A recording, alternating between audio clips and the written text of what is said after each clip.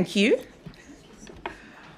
Can I thank you all for coming this morning, and thank you in particular to Onward for authoring this fabulous report.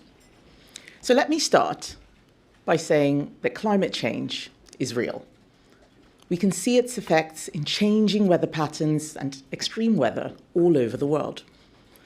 The argument that we need to have is not about whether we should respond, but whether the policies we have chosen are actually working, especially our energy policy. I want to set out a better way, cleaner, cheaper, and more reliable power. Our mission is abundant energy, built around nuclear, renewables, and gas, protecting both our economy and our environment. No one understands the problems with Britain's energy system better than your next speaker, the Right Honourable Claire Coutinho. Good energy policy should cut emissions, protect our natural environment, and make Britain more resilient. It should not make electricity so expensive that families cannot afford it, businesses move production overseas, and we become more dependent on countries with lower environmental standards.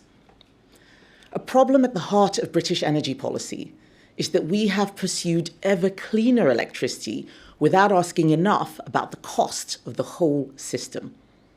The result is some of the most expensive electricity in the developed world. As Energy Secretary, Claire saw firsthand where the system was going wrong. Since then, she and her team have put thousands of hours into understanding what has driven up electricity costs, what needs to change, and how we can bring bills down for families and businesses. And that matters, because Conservatives have not always got this right. Mistakes have been made. But recognising a mistake is only useful if you are prepared to fix it. And that is what this new Conservative Party, this different generation of Conservatives, is determined to do. There is a lot of political noise about energy. What Claire has been doing is the serious work, looking at the evidence, understanding the costs.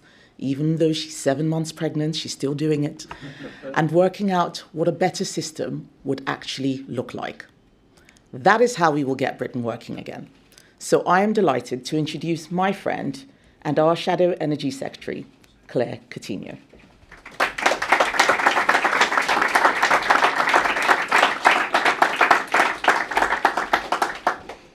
Thank you. Countries around the world have proven over and over again that the two most important drivers for economic growth are cheap, abundant energy and economic freedom.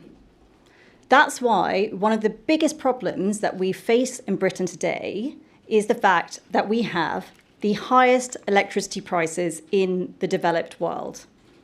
There is simply no such thing as a high-growth, low-energy country. And as our electricity has got cleaner, it's also got more expensive. That means we are using less of it, just as the rest of the world is using more. Our expensive electricity is pushing our industry overseas. It's harming our ambitions in AI, and it's hurting living standards. These things are widely acknowledged. But what people don't admit is that expensive electricity is bad for the environment too. Over the summer, climate policy has been in the news. It's been said by some that we are in denial. But we Conservatives are not in denial about climate change.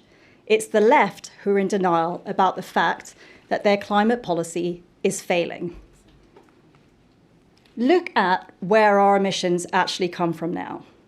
Just 10% of our emissions come from our electricity grid.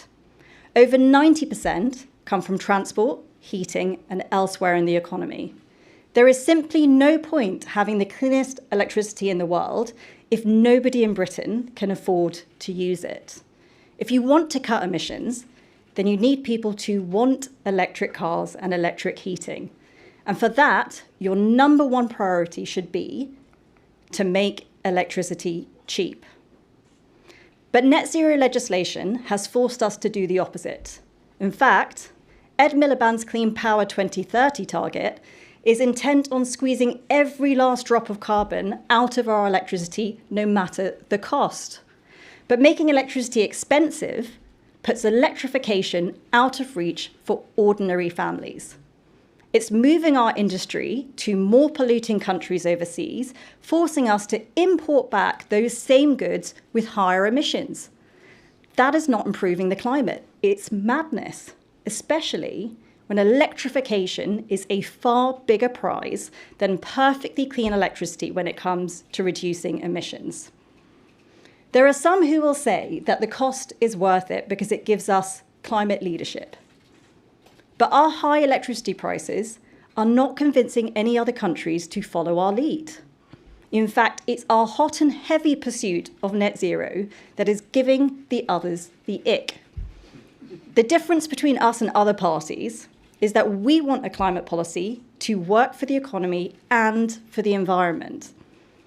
That's why we're the only party to call for the measurement of offshoring of emissions. That's why we think the best way to help people adopt clean tech is not endless bans and mandates and subsidies, but to make it work for consumers. Rather than forcing people to do what we want, our job as politicians should be to lift the barriers in their way. That's why we believe we should focus all of our attention on making electricity cheap and then let consumer choice be king. That is the only approach that will work in the long term. That's why, for the economy or for the environment, cheap electricity is the holy grail. But first, let me explain how we got here.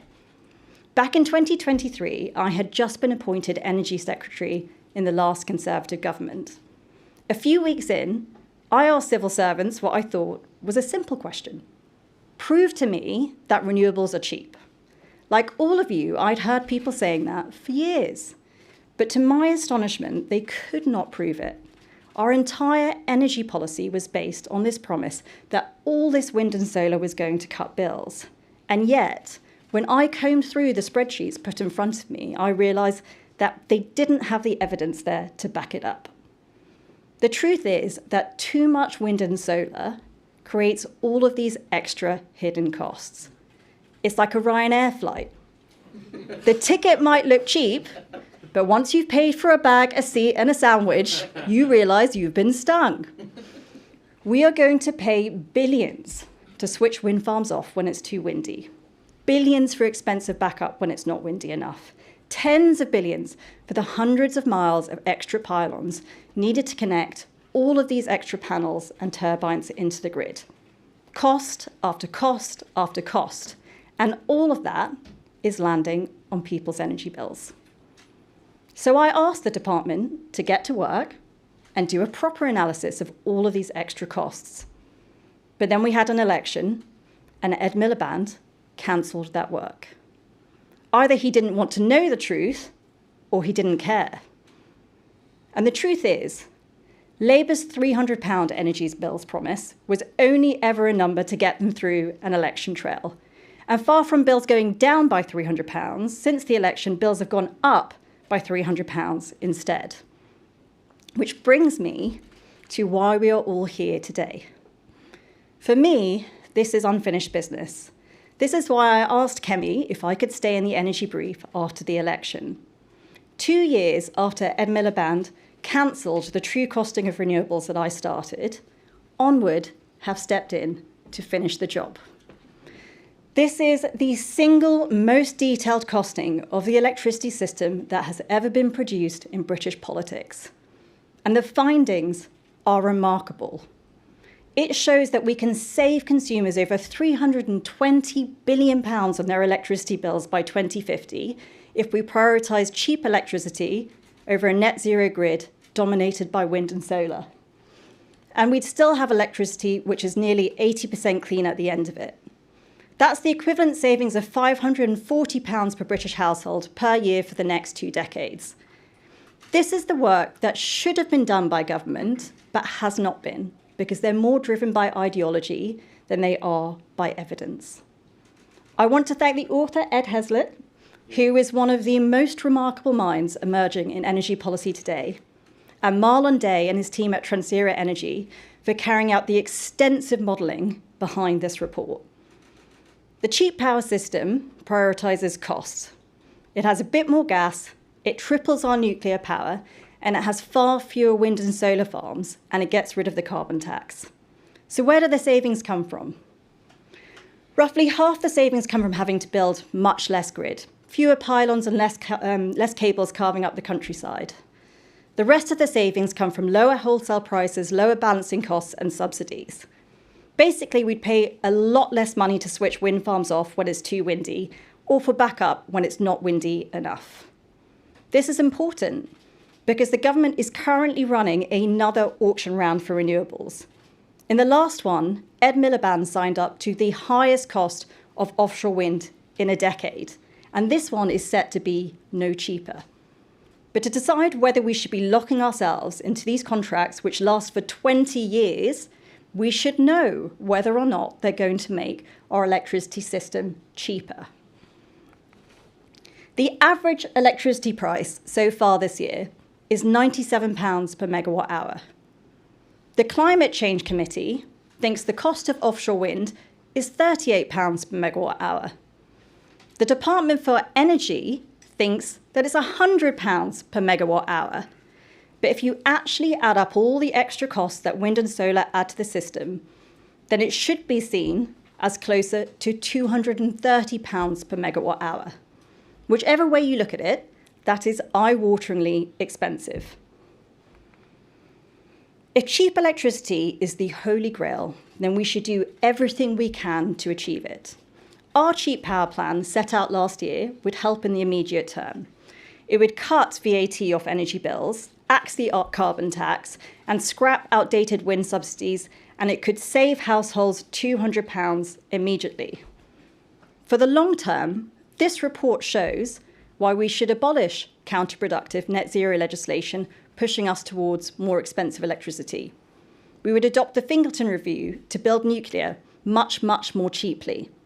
We would allow for new gas power to keep the lights on, and we would keep zonal pricing on the table if it can cut bills. We'd auction large grid connections to get big users connected quickly, and we'd bring competition into building transmission infrastructure. But above all, we would rewire energy policy to make electricity cheap again. The truth is that our problems in energy are a symptom of something wider in politics. We've handed more and more of our powers to unaccountable bodies who pay no price for being wrong. Too much of politics has become interested in the optics than doing the hard yards of working out the best route for the country and then seeking to persuade. That's why we end up with Andy Burnham shirking decisions on the North Sea, even though he knows our homegrown gas is much cleaner than importing high-emission gas from abroad. If civil servants tell politicians that renewables are cheap when they aren't, then we are going to make bad decisions. When the Climate Change Committee gets their costing for offshore wind for the latest carbon budget wrong by a factor of 300%, they face no repercussions. Ofgem are supposed to be the consumer watchdog, and yet they pay no penalties when bills go up and up and up. Our grid operator is so reluctant to face the truth that renewables are making our grid unstable that its own control room operators had to come to me this summer to make their concerns heard. And on it goes. Our bills are going up and up and up, and nobody seems to be in charge. We have to bring back pragmatism and accountability to our energy policy making. This is not about turning our back on our duty to provide the next generation with a better environment. The Burkean contract between the living and those yet to be born is a core conservative principle which we should never abandon. But while the Labour Party will promise you £300 off your bills that they will never deliver, and Reform think repeatedly saying net stupid zero is enough of a plan to cut bills, ours is the case for a serious energy policy that works for the climate and for the consumer. I believe Kemi Badenoch is the only political leader in Britain with the courage, the conviction, and the intellectual rigour to create the radical overhaul of energy policy that we need. This much-needed report demonstrates that we can have both economic prosperity and a better environment if we make electricity cheap, let the economy grow, and make consumer choice king. That is the serious choice, that's the optimistic choice, and that's what the next Conservative government will deliver. Thank you.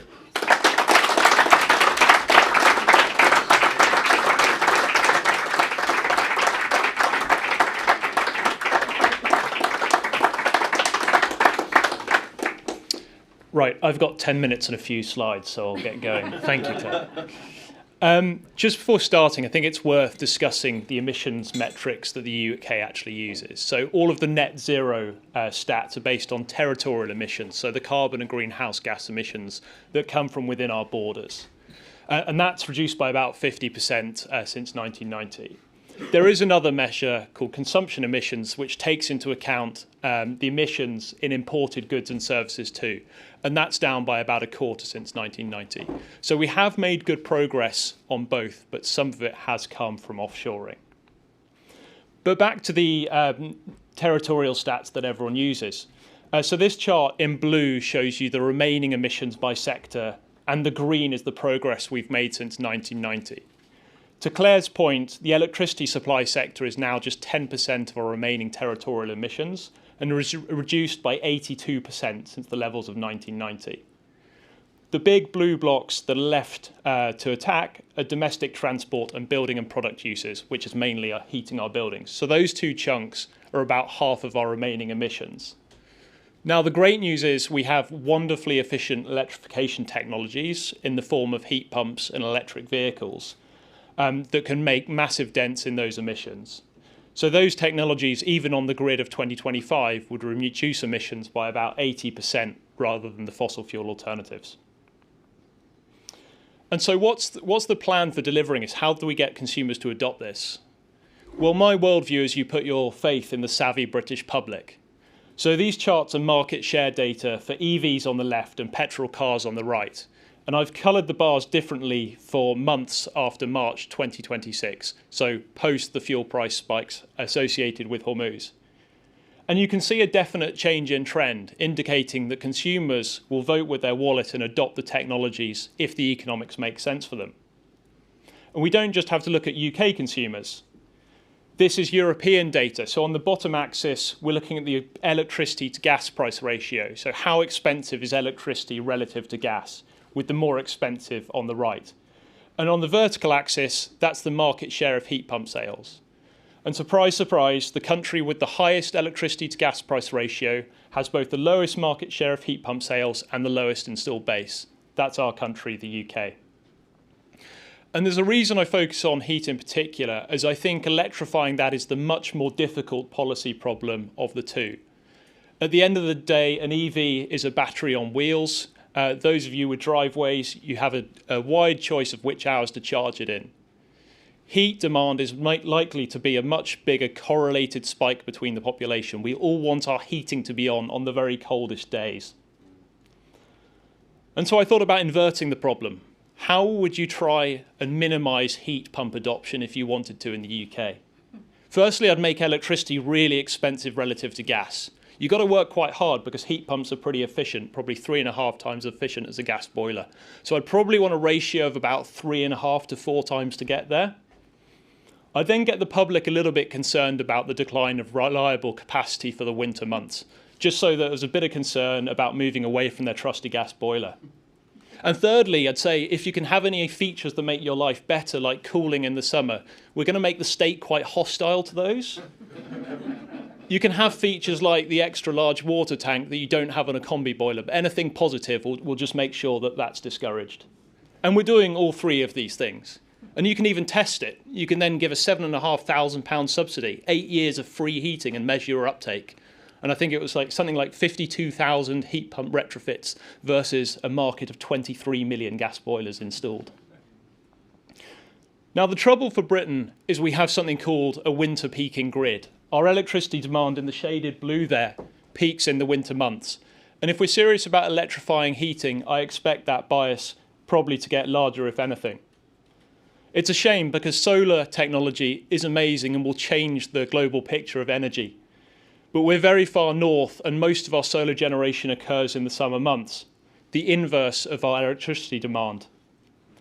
It is a bit windier in the winter months than summer, but we have the problem of generation lulls. So in the red circle there, that's a week-long generation lull in wind production, which means if you do connect loads of wind to the grid, you also need a reliable backup source as well. That's something of a problem in the UK. We haven't been lazy on connecting new capacity to the grid. In fact, it's continued to rise consistently, but the amount of firm generation capacity has fallen by nearly 40% since 2010. And so this is really the core argument at the heart of the report. If you can make electricity cheap and reliable, then you've got a much better chance of consumers adopting these technologies. And I'll give a bit of insight into sort of the drivers behind the network costs, which are nearly half of the savings in the plan.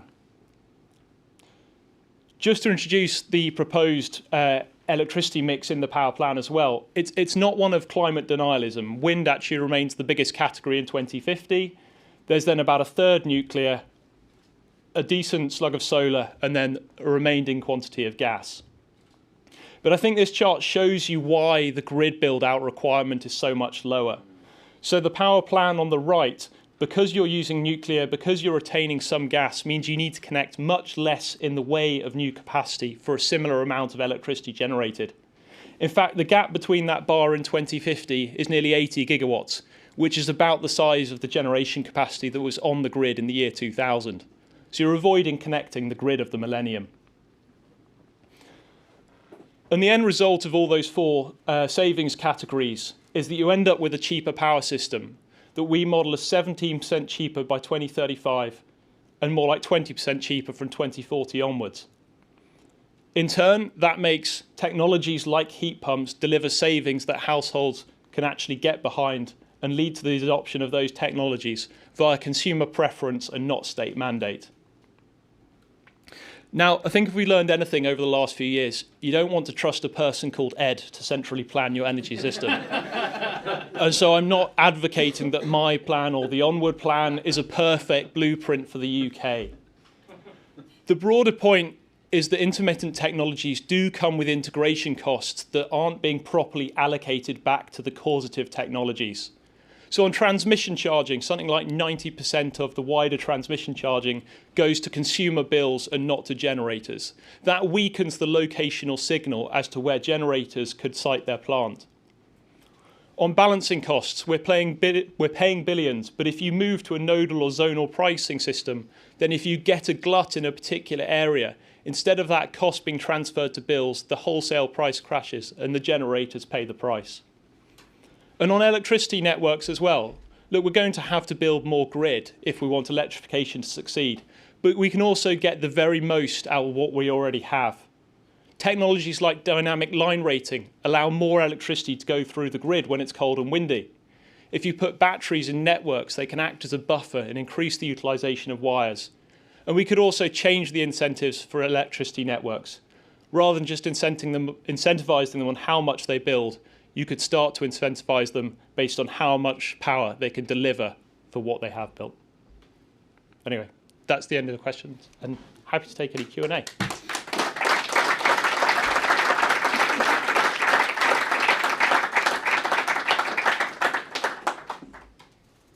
Great. Is this on? I'm not sure. Is this? Yeah, that seems to be working. Brilliant. Thank you so much. Thank you to Ed for making that interesting. Thank you to all the non-specialist press for sitting through your energy lecture. We're going to start with Joe Pike from BBC News. Thank you, Joe Pike from BBC News. Really interesting presentations. Thank you for them. The other party that, of course, have been speaking about net zero policy this week is Reform UK. I wonder, Claire Coutinho, if you could explain to us why your plan is better than arguably their more radical solution to all of this. I mean, what is their solution? They think they can just say net stupid zero and that's a plan. It isn't. And what you've got at the moment in British politics is you've got the left who have their head in the sands that their climate policy is failing. They're not even recognising that fact. And then you've got Reform, who think they can just come up with a political slogan and that's enough to rewire an entire energy system. We are the only political party who is actually doing the proper work to understand how we can make electricity cheaper for ordinary families. Next, David Lynch from PA. Hello there, David from PA. Just wanted to ask, your plans, I'm just having a look at the Onward report. You've got gas usage, it's going up in terawatt hours into the 2050s. Do you think there's any, let me try and rephrase that, sorry. So basically, do you think there's value in reaching net zero at some point in the future, in decarbonising the grid entirely at some point? And secondly, just while we've been sat here, I had something come in via email. I'm reliably informed by Ladbrokes that Kemi is now the favourite in the betting odds to be the next Prime Minister. What do you make of that? And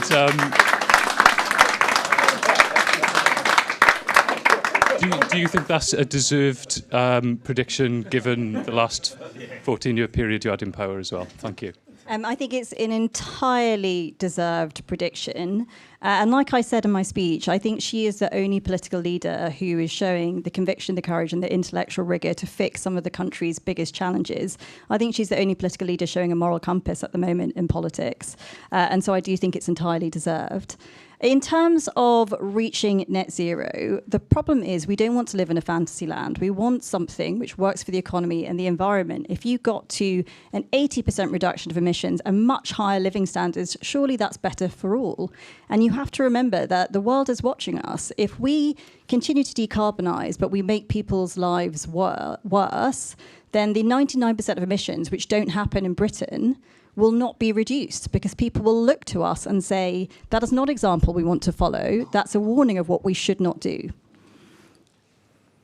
Claire from the Daily Mail. Thank you. Could I ask if you agree with Dale Vince that we need to introduce wholesale energy price controls? And could I also ask whether, if the Tories come back to power, they would continue to use the Drax biofuel power station? Thank you. Well, where I do, surprisingly for once, agree with Dale is I think this week he said we should sign off Jackdaw and Rosebank, which is an extraordinary turnaround for someone who used to fund Just Stop Oil. And I think what that means, you're seeing, is people are starting to turn towards energy realism. And a lot of the people who threw rocks at us for saying this for years, I mean, bear in mind, I was legislating to protect North Sea oil and gas licenses when I was Secretary of State, are finally coming around to the reality that it's better for jobs, it's better for the economy, and it's better for the environment because it has far fewer emissions than the dirtier gas that we would import from abroad. The next one is Tom from The Sun.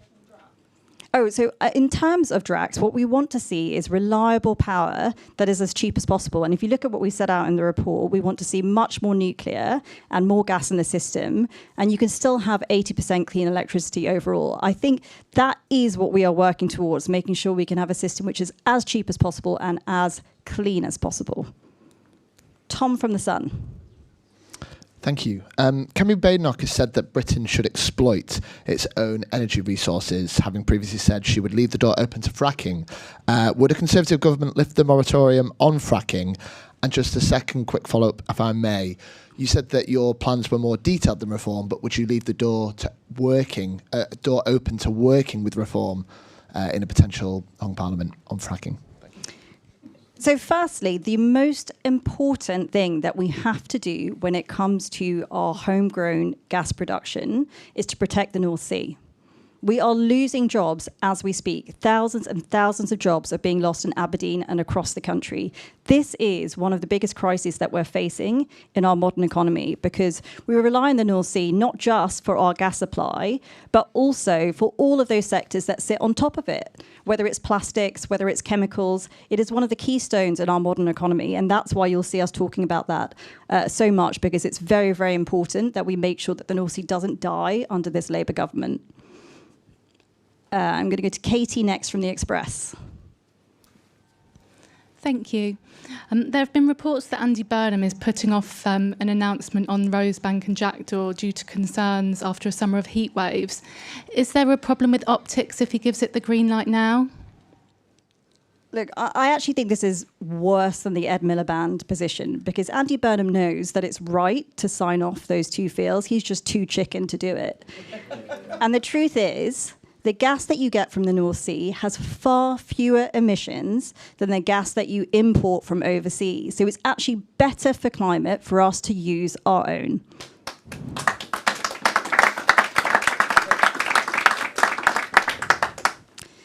Nils Pratley from The Guardian. Can I ask Ed, the criticism from some of the energy industry? Yeah, the criticism from some of the energy industry is that your plan relies on nuclear being done cheaper than it's ever been done before or recently, and that gas turbines can be built more cheaply than current predictions suggest. I'm just interested in your response. So on the nuclear front, we do assume some in cost improvement from later builds, which I think is consistent with some of the learning curves in academic literature. I also think it's important that we note that Sizewell B, the last completed PWR in the UK, built under a man called Brian George, was delivered at, I think, a 7-year construction time and just over £5,000 a kilowatt, which is less than half of what Hinkley C is being delivered at. So I slightly reject this, the assumption that we're absolutely sort of guaranteed to keep building at nuclear at high cost. I think the Fingleton Review in particular was a magnificent document in isolating some of the key issues that drive up costs in the nuclear industry, and it's something we'll be working on. On the cost and build times of gas power stations, I think in the report we're assuming more build out sort of slightly later. There's enough firm capacity for now. But yes, if there is still high competition for gas turbines in the sort of 2030s, then the cost will be higher than the report assumes. I think that's fair. Fantastic. Nick from Politico. Hi. Previously, when you were Energy Secretary, you said nothing would distract you from your sort of the push towards net zero. What has changed in your thinking? And if it's the case that the sort of civil service kind of bullied you into pushing forward a net zero when you're Energy Secretary, why wouldn't that happen if you have Energy Secretary again after the election? What a bizarre write-up of what I said today.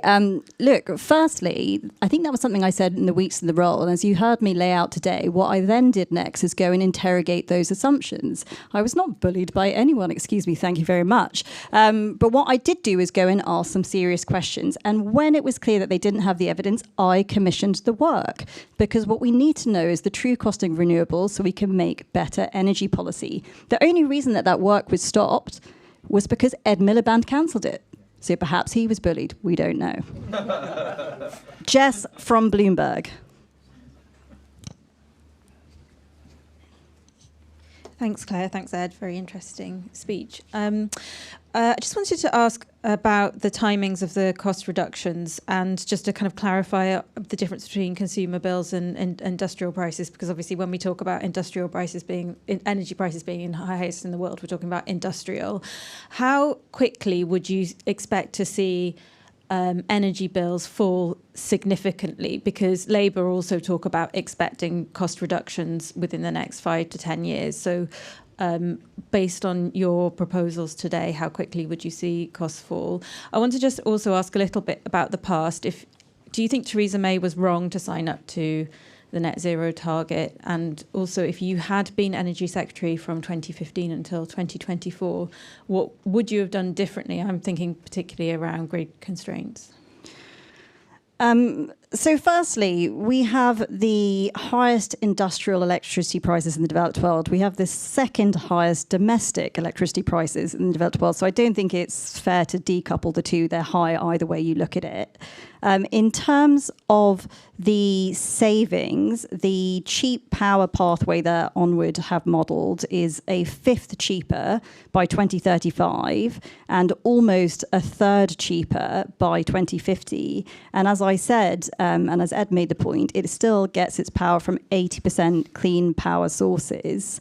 I don't think, to your final point, that either Kemi or I have shied away from saying that Conservatives got things wrong in the past. In fact, when Theresa passed that legislation, there were only 2 MPs who spoke up in 2019, and one of them was Kemi. So we're not shying away from the fact that we think things should have been done differently. The next person I have is Charlie Peters. Hello, yeah, Charlie Peters, GB News. In her response to this report, the Energy Secretary has said that the Tories are failing to address the climate crisis at a time as wildfires are raging across the UK. The implication there, of course, is that your plans would put lives and livelihoods at risk. In your response to that, do you think that the current energy policy and direction of the government is putting lives and livelihoods at risk this winter if energy prices remain high and people cannot afford to heat their homes? Look, I think a huge basis of the quality of life of people in this country comes from having affordable energy. Now, in her response, I think that's disappointing because she's not engaging with the facts at all. I thought this was meant to be someone who is coming in with a more pragmatic approach, but only 10% of our emissions are in the power systems. That's what she's focused on. But what she needs to answer is why making our electricity ever more expensive helps with the other 90%, because what you need for that is cheap electricity. That's why I say we are the only people with a plan that can deliver both for the economy and for the environment.